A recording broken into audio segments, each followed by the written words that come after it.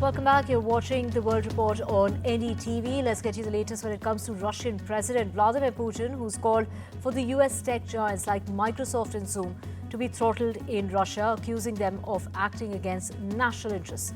Speaking to business leaders, Putin has gone on to say that foreign firms enjoy favorable conditions but harm Russia in return. He pushed for stronger local tech and warned that companies like McDonald's, which existed in the market, won't be welcomed back easily. Japan has lost its position as the world's largest creditor.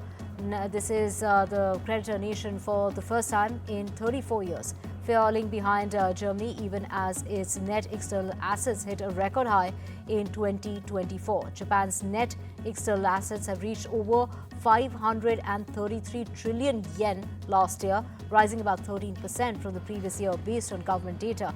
While the figure marked an all-time high, Japan has lost the top spot it has held since 1991, being overtaken by Germany, whose net external assets have now crossed over 569 trillion yen. China remained in third place with the net assets of 516 trillion yen, and that is according to the latest reports. Amid the recent wave of mass layoffs, Sweden-based Volvo Cars is eliminating 3,000 positions, roughly 7% of its workforce, as part of its cost-cutting program, as the automotive industry faces challenges from higher costs for raw materials, a diminished European car market, and US President Donald Trump's 25% tariffs on imported cars and steel. A move to revive investor confidence, the layoffs come after the Sweden-based company reported a sharp drop in earnings in the first quarter of 2025. Human resources research and development, R&D, and communication departments are likely to be affected the most. Walmart is facing backlash after it fired nearly 1,500 employees, sparking online outrage from supporters. These are MAGA supporters.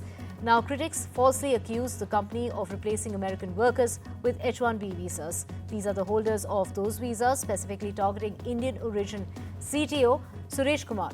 However, the cuts were reportedly part of a larger restructuring, not outsourcing. The roles affected include advertising and e-commerce, not tech jobs typically tied to H-1B visas.